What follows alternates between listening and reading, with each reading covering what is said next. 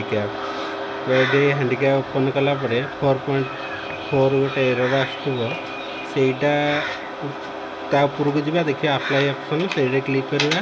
ପ୍ରଥମେ ଆପଣଙ୍କ language choose କରିବା ଓଡ଼ିଆ। ଆପଣ ଯାହା ବି ଲାଙ୍ଗୁଏଜ୍ ହେଇଥିବ ଓଡ଼ିଆ ହିନ୍ଦୀ ଇଂଲିଶ ଯାହା ବି ହେଇଥିବ ସେଇଥିରେ କ୍ଲିକ୍ କରିବେ।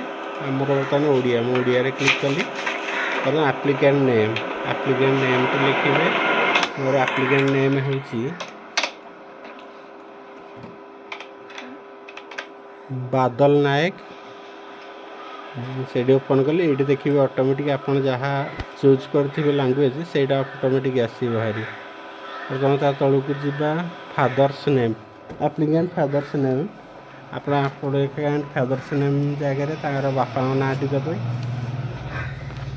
ତାପରେ ଲେଖିବେ ଆପ୍ଲିକାଣ୍ଟ ମଦର ନେମ୍ ସେଇଥିରେ ଆପଣଙ୍କ ମାଆଙ୍କ ନାଁଟି ଦେବେ। ତାପରେ ଲେଖିବେ ଡେଟ୍ ଅଫ୍ ବାର୍ଥ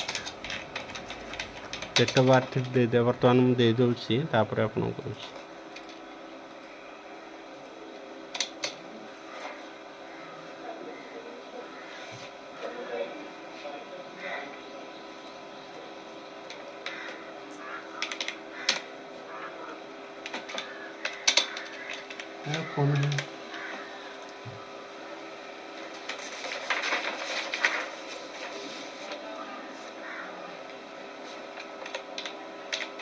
ବର୍ତ୍ତମାନ ଆପ୍ଲିକାଣ୍ଟର ମଦର ନେମ୍ଟି ଦେଇଦେଲି।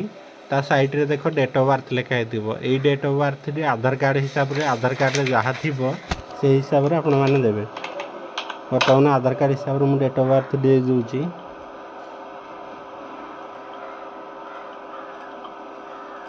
ଆପ୍ଲିକାଣ୍ଟର ମୋବାଇଲ୍ ନମ୍ବର ଯେଉଁ ନମ୍ବରଟି ସେ ୟୁଜ୍ କରୁଥିବ ସେଇ ନମ୍ବରଟି ଦେବେ, କାରଣ ଆପଣଙ୍କର ଡାଉନଲୋଡ଼୍ ବେଳେ ଅସୁବିଧା ହେବ।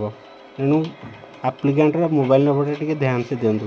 ତାପରେ ଦେଖନ୍ତୁ ଆପ୍ଲିକାଣ୍ଟର ମେଲ୍ ଆଇ ଡ଼ି ନଥିଲେ ଆପଣ କ୍ରିଏଟ୍ କରିକି ଦେଇପାରିବେ। ତାପରେ ଦେଉଛି category general SC OBC ST ଯାହା ବି ଆପଣଙ୍କର ହେଇଥିବ ସେଇଆ ଦେବେ। ମୋର SC ବର୍ତ୍ତମାନ ମୁଁ SCରେ କ୍ଲିକ୍ କଲି। ବର୍ତ୍ତମାନ ସେ ମେଲ୍ ଫିମେଲ୍ ଟ୍ରାନ୍ସଜେଣ୍ଡର ଆପଣଙ୍କର ଝିଅ ହେଇଥିବ ପୁଅ ହେଇଥିବ ଟ୍ରାନ୍ସଜେଣ୍ଡର ଯାହା ହେଇଥିଲେ ବି ଆପଣ ସେଇଟା କ୍ଲିକ୍। ମୋର ପୁଅ ହେଇଛି ଯେହେତୁ ମୁଁ ମେଲ୍ରେ କ୍ଲିକ୍ କରୁଛି। ବର୍ତ୍ତମାନ ଆପଣ ଫଟୋ ଉପରେ କ୍ଲିକ୍ କରିବେ। ପାସପୋର୍ଟ ସାଇଜ୍ ଫଟୋ ଦେଖନ୍ତୁ ତଳେ ମୁଁ ହେଡ଼ରାଇଟ୍ରେ କରିଛି ଯେତିକି କେବିର ମାଗିଥିବ ଆପଣ ସେତିକି କେବିର ଦେବେ, କାରଣ ଅଧିକା କେବି ହେଲେ ନେଇପାରିବେନି। ସେଥିପାଇଁ ଆପଣ ଯେତିକି କେବି ହେଇଥିବ ସେତିକି କେବିର ଅପଲୋଡ଼୍ କରିବେ। ବର୍ତ୍ତମାନ ଫଟୋ ଆଉ ସିଗ୍ନେଚର୍ ମୁଁ ଅପଲୋଡ଼୍ କରିଦେଲି। ତାପରେ ନେକ୍ସଟ ଦେଖନ୍ତୁ ଆପଣଙ୍କର ଇନକମ୍ ଫ୍ୟାମିଲି ଇନକମ୍ କେତେ ମୋର 10,000 1 ଲାଖରୁ କମ୍, ସେଥିପାଇଁ ବିଲୋ 1 ଲାଖ ମୁଁ ଦେଇଦେଲି। ତାପରେ ଅପଲୋଡ଼ UID ପ୍ରୁଫ୍ ବର୍ତ୍ତମାନ ଆଧାର କାର୍ଡ଼ଟି ମୁଁ ଓପନ୍ କଲି ଅପଲୋଡ଼ କରିଦେଲି। ତାପରେ ଆଧାର ନମ୍ବରଟି ଦେବେ। ଆଧାର ନମ୍ବରଟି ଦେଇସାରିଲା ପରେ ତାପରେ ସାଇଡ଼୍ରେ ଗୋଟେ ଲେଖା ହେଇଥିବ ଆଇ ଏଗ୍ରି ସେଇଠିରେ କ୍ଲିକ୍ କରିବେ। ତାପରେ ପୁଣି ଥରେ ଆପଣଙ୍କ ଆଡ୍ରେସ୍ ପ୍ରୁଫ୍ ଭୋଟର ID ଆଧାର କାର୍ଡ଼ ଯାହା ବି ଥିବ ସେଇଟା ଅପଲୋଡ଼ କରିବେ। ବର୍ତ୍ତମାନ ମୋର ଆଧାର କାର୍ଡ଼ ଅଛି ସେଇଥିପାଇଁ ମୁଁ ଆଧାର କାର୍ଡ଼ ଅପଲୋଡ଼ କଲି। ତାପରେ ଆଡ୍ରେସ୍ ଆପଣଙ୍କର ଆଧାର କାର୍ଡ଼ରେ ଯାହା ବି ଆଡ୍ରେସ୍ ଥିବ ସେଇଟା ଟାଇପିଂ କରିବେ। ବର୍ତ୍ତମାନ ମୋର ଆଡ୍ରେସ୍ଟି ମୁଁ ଟାଇପିଂ କରିଦେଉଛି, ଟିକେ ଧ୍ୟାନ ସେ ଦେଖନ୍ତୁ।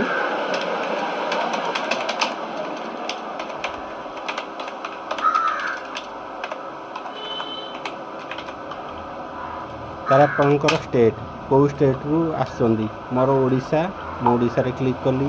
ତାପରେ ଡିଷ୍ଟ୍ରିକ୍ଟ, ତାପରେ ସବ୍ ଡିଷ୍ଟ୍ରିକ୍ଟ ଯାହା ବି ଥିବ ଆପଣଙ୍କର ସେଇଟା ଅପଲୋଡ଼ କରିବେ। ତାପରେ ପିନ୍କୋଡ଼୍ଟି ଅପଲୋଡ଼ କରିବେ, ବ୍ଲକ୍ ବି ଅପଲୋଡ଼ କରିବେ। ତାପରେ ମତଲବ କ'ଣ ହେଇଛି ପିଲାର କ'ଣ ମାନେ ହ୍ୟାଣ୍ଡିକ୍ୟାପ୍ ସାର୍ଟିଫିକେଟ୍ କେଉଁଥିପାଇଁ ଆପ୍ଲାଏ କରୁଛନ୍ତି ଆପଣ ବି ଯାହା ହେଇଥିବ ସେଇଥିରେ ଅପସନ୍ ଅଛି ସେଇଥିରେ କ୍ଲିକ୍ କରିବେ। ମୋର ମଲ୍ଟିପଲ୍ ଅଛି ମୁଁ ମଲ୍ଟିପଲ୍ରେ କ୍ଲିକ୍ କରୁଛି। ତାପରେ ଆପଣ ଆପଣଙ୍କ ହିସାବରେ ଅପଲୋଡ଼ କରିବେ। ତାପରେ ଆପଣ କେବେଠୁ ମାନଙ୍କର ହ୍ୟାଣ୍ଡିକ୍ୟାପ୍ ଅଛନ୍ତି, ଯେତେ ବର୍ଷ ହେଲା ବି ହ୍ୟାଣ୍ଡିକ୍ୟାପ୍ ଥିବେ ସେଇଠି କ୍ଲିକ୍ କରିବେ। ଏଇଠି ଆପଣ ଦେଇଦେବେ କେତେ ବର୍ଷ ହେଲା ହ୍ୟାଣ୍ଡିକ୍ୟାପ୍ ଅଛନ୍ତି। ଡିଜାବିଲିଟି ବାର୍ଥରେ ହେଇଥିଲେ ଡିଜାବିଲିଟି ବାର୍ଥରେ ଆପଣ କ୍ଲିକ୍ କରିବେ। ମୋର ଡିଜାବିଲିଟି 2008ରୁ ହେଇଛି, ତେଣୁ ମୁଁ 2008 କ୍ଲିକ୍ କଲି। Do you have a disability certificate ଆପଣଙ୍କର ଡିଜାବିଲିଟି ସାର୍ଟିଫିକେଟ୍ ଅଛି କି ନାହିଁ ସେଇଠାରେ ଦେଖିବେ। ଯଦି ୟେସ୍ ଥିବ ୟେସ୍ କରିବେ, ନଥିଲେ ମୋର ଡିଜାବିଲିଟି ସାର୍ଟିଫିକେଟ୍ ନାହିଁ ମୁଁ ସେ ନୋରେ କ୍ଲିକ୍ କଲି। ତାପରେ ଦେଖନ୍ତୁ ତଳେ ଗୋଟେ କ୍ୟାପଚର୍ ଥିବ, ସେଇ କ୍ୟାପଚର୍ ଦେଇକି ଆପଣ ଫର୍ମଟା ଆଉ ଥରେ ଟିକେ ଚେକ୍ କରିଦେବେ। ଦେଖନ୍ତୁ ମୋ ନାଁ ନେମ୍ରେ ଟିକେ ସ୍ପେସ୍ ଅଛି ସେଇଥିପାଇଁ ନେଉନି। ତାପରେ ଆପଣ ସବମିଟ୍ରେ କ୍ଲିକ୍ କରିବେ। ସବମିଟ୍ରେ କ୍ଲିକ୍ କଲା ପରେ କନଫର୍ମ ଆପ୍ଲିକେସନରେ କ୍ଲିକ୍ କରି ଆପଣଙ୍କର ହିସାବରେ ପଢ଼ିନେବେ ଭଲ ଭାବରେ। ଡିକ୍ଲାରେସନ୍ ଯାହା ଥିବ ସେଇଆ ପଢ଼ିନେଇ ତାପରେ ୟେସ୍ରେ କ୍ଲିକ୍ କରିବେ। ଟିକିଏ ଅପେକ୍ଷା କରନ୍ତୁ, ସର୍ଭର ଡାଉନ୍ ବର୍ତ୍ତମାନ ଅଛି କାହିଁକିନା ସାଇଟ୍ଟା ଚେଞ୍ଜ ହେଇଯାଇଛି, ସେଥିପାଇଁ ଟିକେ ଟାଇମ୍ ଲାଗୁଛି। ସର୍ଭର ଡାଉନ୍ ଅଛି, 2-3 ମିନିଟ୍ ଲେଟ୍ ରହୁ। ଟିକେ ଅପେକ୍ଷା କରନ୍ତୁ। ଦେଖନ୍ତୁ ମୋର ଆପ୍ଲିକେସନ୍ଟି ଫାଇନାଲ୍ ସବମିଟ୍ ହୋଇସାରିଛି। ବର୍ତ୍ତମାନ ମୁଁ କ'ଣ କରିବି, download money receipt. Download money ରିସିପ୍ଟରେ କ୍ଲିକ୍ କଲେ ଏଭଳି ଗୋଟେ ଆସିବ।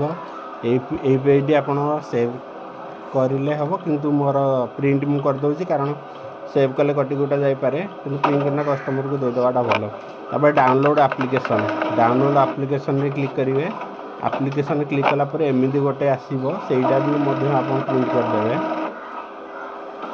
ପ୍ରିଣ୍ଟ କଲା ପରେ ଏଇ କପିକୁ ନେଇକି ଆପଣଙ୍କର ଡିଷ୍ଟ୍ରିକ୍ଟ ମେଡ଼ିକାଲ ଅଫିସର ପାଖରେ ଯାଇ ପହଞ୍ଚିବେ। ସେ ଭେରିଫାଏ କଲା ପରେ ଆପଣଙ୍କର ଯେତିକି ଦିନ ସାର୍ଟିଫିକେଟ୍ ଆସିବା କଥା ସେ ଅଟୋମେଟିକ୍ ଭେରିଫାଏ ହେଇଯିବ। ତାପରେ ଆପଣଙ୍କ ମୋବାଇଲକୁ ବି ମେସେଜ୍ ଯିବ ଭାରି, ଆପଣ ବି ଡାଉନଲୋଡ଼୍ କରିପାରିବେ। Thank you Dost.